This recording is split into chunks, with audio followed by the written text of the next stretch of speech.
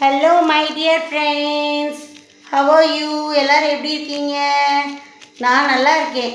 ஒரு குட்டி கதை சொல்லட்டுமா? எஸ். ஒரு ஊரில் ஒரு அப்பாவும் மகளும் இருந்தாங்களாம். அப்பா ஒரு நாள் அந்த மகளை, அவள் பேர் அனு, அவளை விளையாட கிரவுண்டுக்கு கூட்டிகிட்டு போனாங்க. அப்போது அந்த அனு ரொம்ப ஹாப்பியாக ஜாலியாக ஆடிக்கிட்டே வந்தாலாம். அப்போ அனு சொன்னா, அப்புறம் பால் வச்சு விளையாண்டுடுறேன்ப்பா.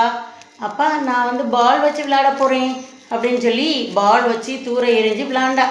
அப்போ அந்த பால் எங்கே போய் விழுந்துருச்சு? ஒரு குட்டி ஓட்டைக்குள்ளே போய் விழுந்துருச்சு.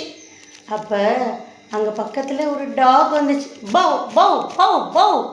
அந்த டாக் அந்த பாலை உள்ளே போய் எடுத்துகிட்டு அனு கிட்ட, அனு அனு இந்தாங்க உங்கள் பால் அப்படின்னு சொல்லி இந்த டாகி கொடுத்து ஹெல்ப் பண்ணுச்சு.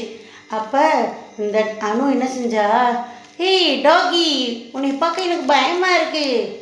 டாகி சொல்லுச்சு, ஏய் அனு, நான் ஒன்றுமே உன்னை செய்ய மாட்டேன், நானும் ஃப்ரெண்டு மாதிரி தான், ஓகேவா? நீ என்னை பார்த்து பயப்படாத, ஓகே? என்னைய மாதிரி ஃப்ரெண்ட்ஸ் எல்லாத்தையுமே நீ கூட வச்சு விளையாடு.